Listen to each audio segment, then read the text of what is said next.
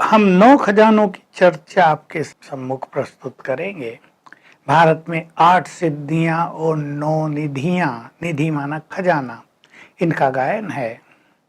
खजाने और भी बहुत सारे हो सकते हैं, पर हमने उनको 9 में समेटा है। लेकिन जो सभी खजानों के मूल हैं, जिनसे हमारा जन्म जन्म का श्रेष्ठ भाग्य बनेगा, हम उसकी चर्चा करेंगे।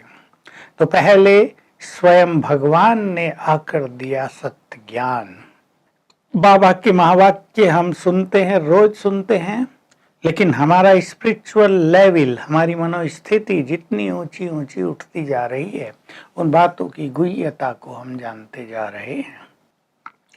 जिनके पास ज्ञान का खजाना बहुत होगा, उन्हें स्थूल धन कमाने में मेहनत नहीं लगेगी। अब हम सोच लें, अपने को देख लें, हम धन को कमाने में ज्ञान रत्नों के खजाने को इग्नोर तो नहीं करते जा रहे हैं।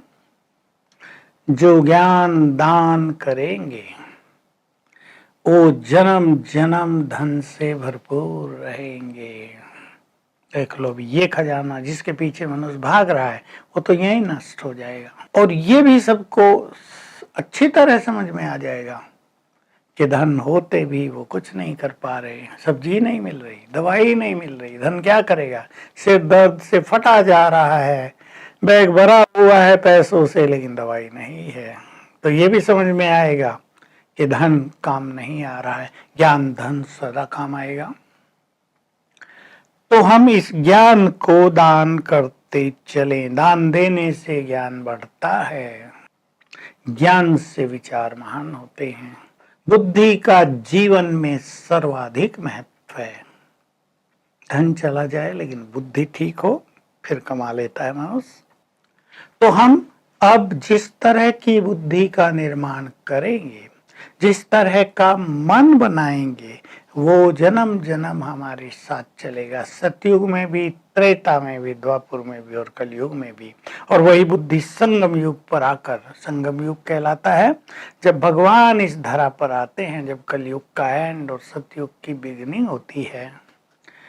तो संगम युग पर आकर जब भगवान ज्ञान देंगे, तो वही बुद्धि जो कैपेबल है सब कुछ ग्रहण करने की, पुनः सब कुछ ग्रहण करने लगेगी। तो बुद्धि का ये सर्किल बहुत सुंदर हो जाएगा। दूसरा खजाना है हमारा गुणों का खजाना। देखिए, गुणवान व्यक्ति सबको प्रिय लगता है ना। आपके घर में एक बहुत सुंदर व्यक्ति हो,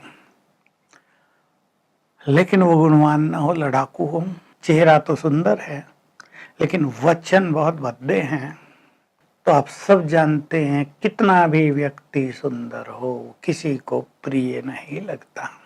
और गुणवान व्यक्ति आप देख सकते हैं, वो फिजिकली बहुत सुंदर नहीं है, अट्रैक्टिव नहीं है, फिजिकली उनकी पर्सनालिटी बहुत अट्रैक्टिव नहीं है, लेकिन वो गुणवान बहुत है, मुस्कुराते हैं, बात करते हैं तो रॉयल्टी नजर आती है।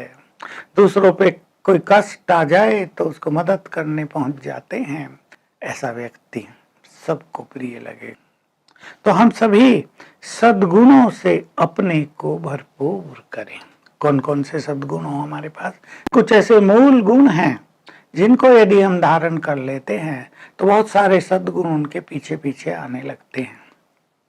जैसे उनमें से एक है निरहंकारिता।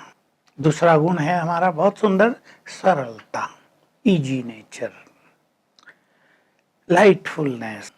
सरलता से फ्लेक्सिबिलिटी आती है। देखो, खुशी आती है, हर चीज इजी होने लगती है, मनुष्य अपने को मोल्ड करने लगता है, वो दूसरे की बात को भी सम्मान देने लगता है। कितनी क्वालिटी एक इजी नेचर के कारण आ जाती है, इस पर हम ध्यान दें। तीसरी हमारी बहुत बड़ी क्वालिटी है सबके प्रति निर्मल प्रेम और सद्भावनाएं। बहुत बड़ी क्वालिटी है ये। सब धर्मों की आत्माओं के लिए, प्रकृति के लिए, जीव प्राणियों के लिए हम प्रेम पैदा करें। तो हम उन्हें कष्ट नहीं देंगे, उनकी हिंसा नहीं करेंगे, उनको अपना भोजन नहीं बनाएंगे, सद्भावना रखेंगे। इससे हमारा अपना जीवन बहुत सुखी होगा और हमारे व्यवहार से संसार को बहुत कुछ मिलने लगेगा। ऐसे ही सत्यता हमारा बहुत सुंदर गुण है, ऐसे ही गंभीरता का गुण, अंतर्मुखता का गुण, दूसरों को सुख देने का गुण, अच्छे बोल बोलने का गुण, मधुरभाषी होने का गुण, सबको अपना समझने का गुण, ये सब सद्गुण है। बहुत सबके साथ मिलजुल के रहने का गुण बहुत बड़ा गुण है। कई लोग बात बात में टकराते हैं, कई लोग बातों को खत्म करके मिलकर चलते हैं। हम सबको मिलाने वाले बन जाएं, हम घर को एक करने वाले हो जाएं, बिखेरने वाले नहीं, तोड़ने वाले नहीं। हम सबको फ्रेंड बनाने वाले बन जाएं, हम अपने मित्रों की संख्या बढ़ाएं, शत्रुओं की संख्या घटाते चलें, ये हमारा लक्ष्य हो जाए। जितने मित्र हमारे पास होंगे उतना ही समय आने पर हम सहज विघ्नों को पार कर लेंगे। कितनी भी कठिन परिस्थिति हो, हम सफलता के अधिकारी बन जाएंगे। तो हम सभी सद्गुणों से अपना श्रृंगार भी करें, ये हमारा बहुत बड़ा श्रृंगार है। ये सद्गुण सचमुच हमारी रियल प्रॉपर्टी है, हमारा रियल खजाना है। सद्गुणी व्यक्ति की ही महिमा होती है, जीते जी भी और जीवन के बाद भी वही सबके लिए आदर्श होते हैं। तो आइए हम ज्ञान के खजाने से और गुणों के खजाने से स्वयं को संपन्न करें।